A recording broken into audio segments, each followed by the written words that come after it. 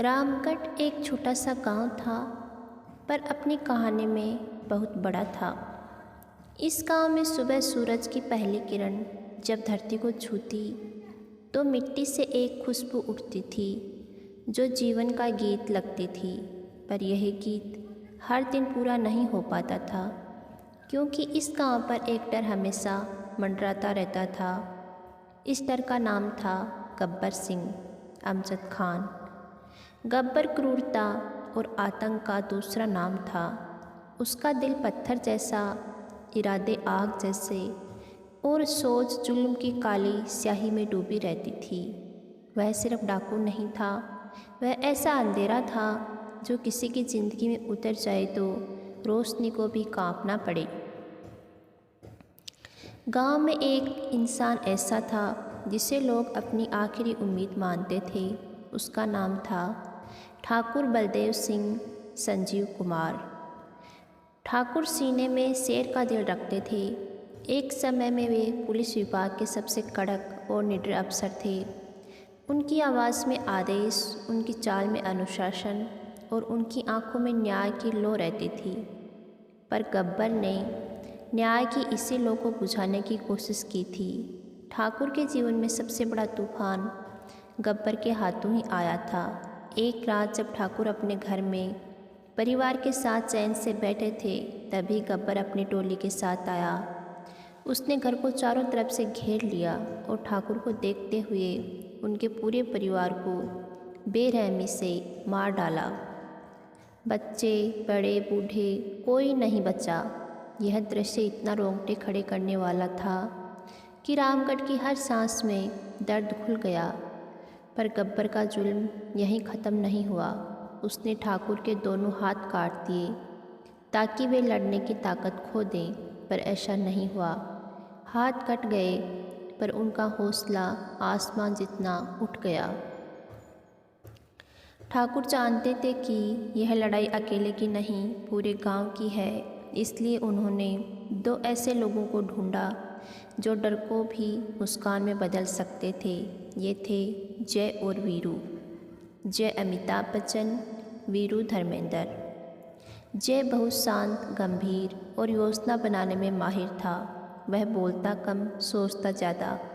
उसका दिल साफ था, पर रास्ते में कभी छोटी मोटी गलतियां भी आई थी। इसीलिए वह पुलिस की नज़र में आ चुका था।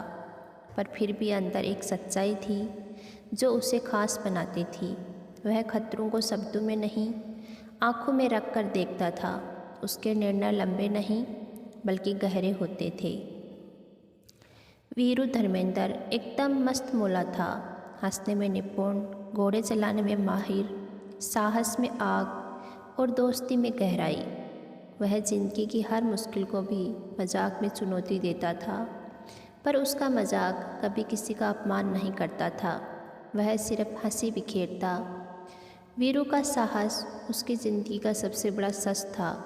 वह डर को भी घोड़े की रफ्तार से धूल में छोड़ देता था। जय और वीरू की दोस्ती बहुत मजबूत थी। दोनों एक दूसरे के लिए जान भी दे सकते थे। ठाकुर ने इन्हीं दोनों को गब्बर के खात्मे और गांव की रक्षा के लिए चुना। पुलिस उन्हें लेकर रामगढ़ आती है। वह दृश्य रेल की पटरियों और पहियों की गड़गड़ाहट के साथ आता है, जहां मित्रता और साहस कहानी के मुख्य आधार बनते हैं। गांव में दोनों का स्वागत भले ही फूल मालाओं से ना हो, पर उम्मीदों की नज़रों से होता है।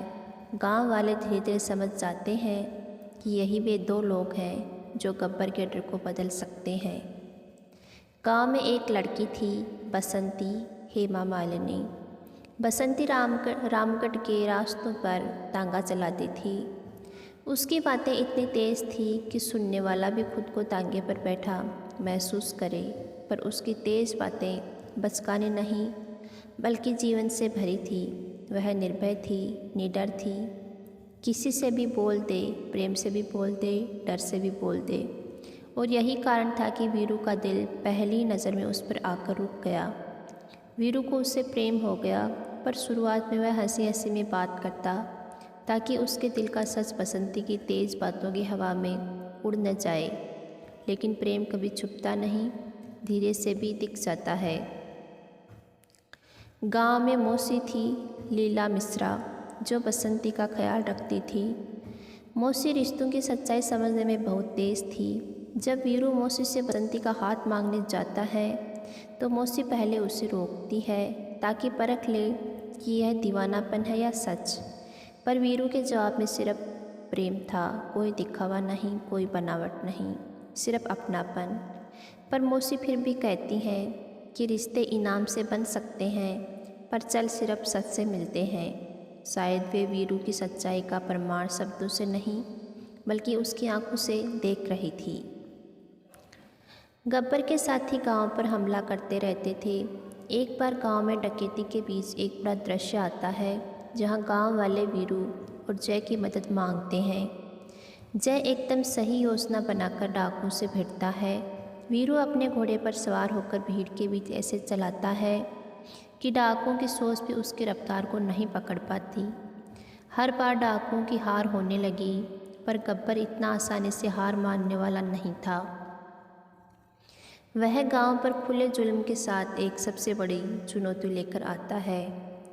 गब्बर चाहता था कि ग्रामीण डरकर जय और वीरू को अपने गांव से निकाल दें, पर अब धीरे धीरे गांव वालों को जय और वीरू से विश्वास हो चुका था। वे समझ चुके थे कि यह लड़ाई उनकी अपनी भी है, इसलिए ग्रामीण गब्बर के खिलाफ एकजुट हो जाते हैं। गांव की एकता सबसे बड़ा हथियार थी, आवाज़ से बड़ी, बंदूक से बड़ी, लाठी से बड़ी। दोस्तों और डाकुओं की अंतिम लड़ाई की तैयारी होती है। यह लड़ाई जंगल, पहाड़, रेल के पुल और धूल भरे रास्तों के बीच होती है। मित्रता और साहस एक बार फिर मैदान पर होते हैं, पर इस बार कीमत बहुत बड़ी थी। जय को गोली लग जाती, पर वह आखिरी सांस तक दोस्ती निभाता है। वह वीरू से कहता, दोस्ती का सच निभा दिया, अब न्याय का सच निभा। वीरू की आंखों में दर्द था, पर उसके कदम रुके नहीं। वह अकेले डाकुओं से भिड़ गया। तभी ठाकुर भी गब्बर को पकड़ लेते हैं, पर वे उसे मारते नहीं, पुलिस के हवाले करते हैं, क्योंकि संदेह यही था, न्याय कानून से बड़ा नहीं, बलिदान दोस्ती के बराबर, प्रेम डर से ऊपर और सच सबसे ऊपर। रामगढ़ की आवाज़ यही थी, फिल्म का दिल यही था, कहानी का सत्य यही था। गब्बर की हार नहीं बल्कि अन्याय की हार थी। जय और वीरू की जीत नहीं बल्कि सच की जीत थी। ठाकुर की चोट नहीं बल्कि हौसले की मिसाल थी। बसंती का मिलन नहीं बल्कि प्रेम की सच्चाई थी। गांव आज़ाद हो जाता है, पर दोस्ती अमर हो जाती है। यह कहानी सिर्फ एक फिल्म की नहीं बल्कि हर उस इंसान की आवाज़ बन गई जिसने कभी डर से लड़ा हो, प्रेम से जिया हो और सच्चाई पर खड़ा रहा हो। अगर आपको मेरी ये कहानी अच्छी लगी हो तो चैनल को सब्सक्राइब ज़रूर करें और वीडियो को लाइक, शेयर और कमेंट ज़रूर करें कि आपको ये कहानी कैसी लगी। मिलते हैं अगली एक नई कहानी के साथ। धन्यवाद।